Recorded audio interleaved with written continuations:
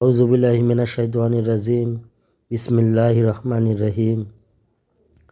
দূরে এবং কাছে থেকে যেখান থেকে আমার এই ভিডিও দেখতেছেন বা পরবর্তীতে দেখবেন, সবার প্রতি রইল আমার সালাম। আসসালামু আলাইকুম ওয়া রাহমাতুল্লাহি ওয়া বারাকাতুহু। ভিডিও স্ক্রিনে আপনারা একটি নকশা দেখতেছেন। নকশাটি একটি বশীকরণের নকশা। আজকে আপনাদের সামনে মোস্ট পাওয়ারফুল একটি বশীকরণ বিদ্যা নিয়ে আপনাদের সামনে হাজির হয়েছি। আমি হাজির আলী। অবশ্যই ভিডিওটা পুরোটা দেখবেন এবং আমার কথাগুলো মনোযোগ দিয়ে শুনবেন, ইনশাআল্লাহ উপকৃত হবেন। এখানে উর্দুতে সব কিছু নিয়মকানুন দেওয়া আছে।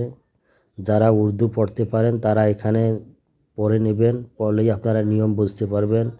এবং যারা উর্দু পড়তে পারেন না তাদের জন্য আমি নিয়মটা জানিয়ে দিচ্ছি।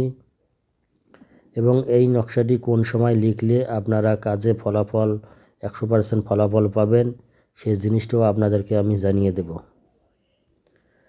এখানে দেওয়া আছে উস তলসাম, মানে এটা একটি तिलिस्माती ताबीज़।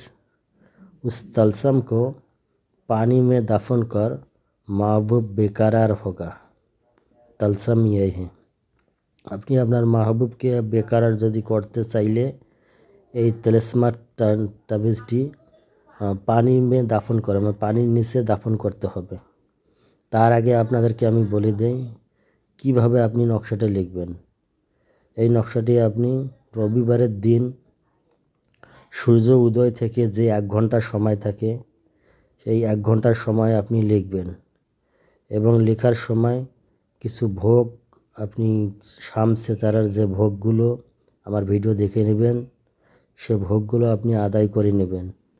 তারপর তাবিজ লেখা হয়ে গেলে সেখানে কিছু ধোয়া লাগিয়ে তারপর আপনি এটা আপনার আশেপাশে যদি কোনো পুকুর থাকে বা নদী থাকে সেখানে আপনি জিনিসটা গাড় দেবেন। জিনিসটা যদি এমনিতে গাড় দিলে হবে না, যে কোনো একটি তামার খোলে ভরিয়া জিনিসটি আপনি পানির নিচে ভালোভাবে রেখে দেবেন, যেন নষ্ট না হয়ে যায় বা ভেসে না যায়।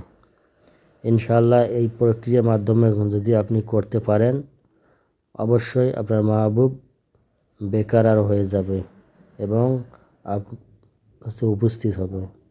ধন্যবাদ সকলকে।